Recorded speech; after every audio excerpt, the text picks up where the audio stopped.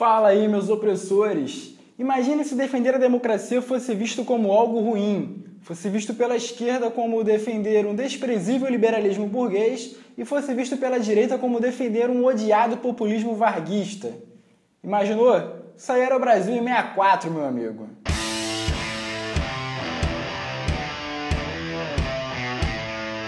Galera, já vai se inscrevendo no canal, deixe um like e ative as notificações do canal para o seu celular, tablet ou computador te avisar toda vez que eu postar um vídeo aqui. Assim você me ajuda e não perde nenhum vídeo do canal. Esse é o primeiro vídeo do quadro Biblioteca QP. É um quadro que eu vou falar dos livros que eu tô lendo. E nesse primeiro vídeo eu vou falar desse livro aqui, ó.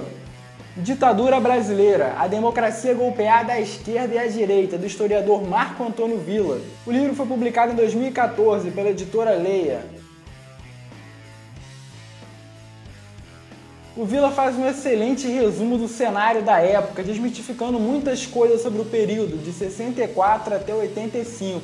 Ele começa descrevendo o cenário do Brasil, que vinha de uma ditadura varguista seguida de um período populista. O Brasil passava por intensas transformações sociais e também uma crise financeira. Vamos parar para entender a treta.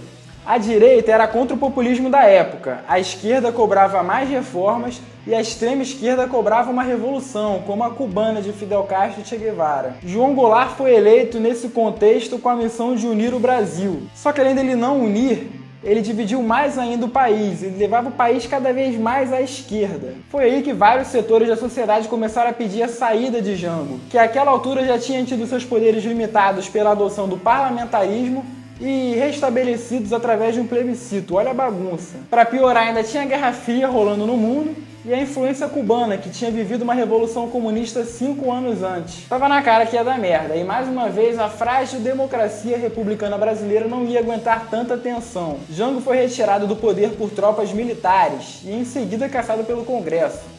15 dias depois, Castelo Branco assumiu a presidência com um discurso moderado.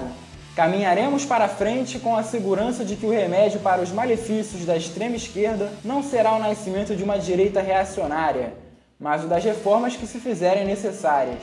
Villa faz questão de deixar algumas coisas bem claras no livro, então eu vou deixar aqui no vídeo algumas opiniões do autor. Segundo Villa, ditadura mesmo foi entre 68 e 78, período de vigência do AI-5, decreto que fechou o Congresso Nacional tirando várias outras liberdades.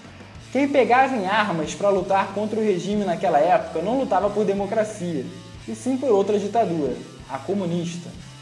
O regime militar brasileiro tinha pouquíssimas semelhanças com os outros regimes militares do Cone Sul. Enquanto outros regimes tiveram influências liberais, o regime militar brasileiro inchou o Estado e interviu fortemente na economia, inclusive com controle de preços numa determinada época. A atividade cultural no Brasil permanecia atuante, o que não é uma característica de um país que vive uma ditadura. Os movimentos estudantis e armados eram isolados da sociedade, ou seja, não tinham apoio popular. O auge de popularidade do regime foi no governo Médici, auge da repressão e do milagre econômico, o que me levou à conclusão de que brasileiro não está nem aí para nada se tiver com dinheiro no bolso.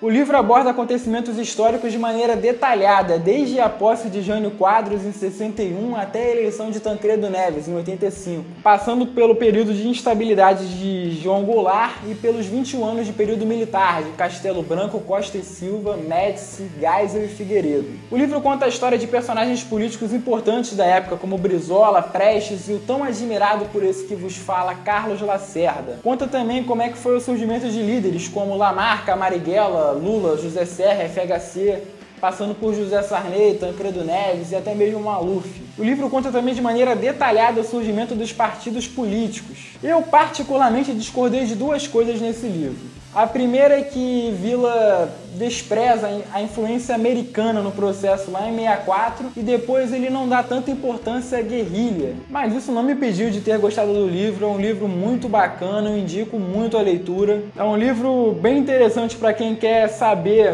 o que ocorreu naquele período tanto para aqueles que demonizam o regime militar, tanto para aqueles que idolatram o regime militar. A minha percepção sobre o regime militar é que foi mesmo uma ditadura, assim como a petista também foi. A diferença é que a petista, o poder executivo começou a dominar os outros na base da propina, e no regime militar esse poder foi sendo dado através de cassações de políticos. Você não precisa ser a favor ou contra de tudo que aconteceu, mas é um sinal de maturidade quando você começa a compreender o período histórico.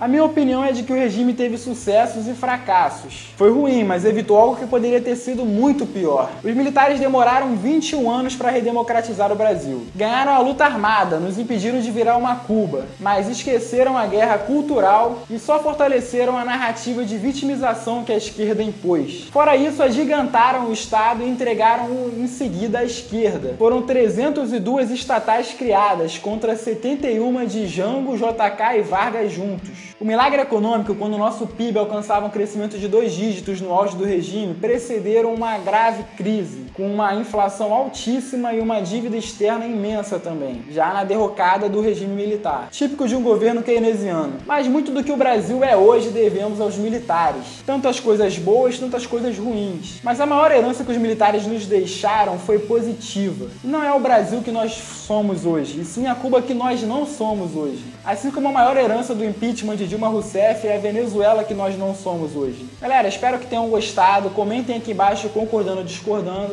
Eu vou deixar aqui na descrição algumas entrevistas do historiador Marco Antônio Villa sobre o livro Ditadura Brasileira. Não esqueçam de compartilhar o vídeo em suas redes sociais e até o próximo vídeo.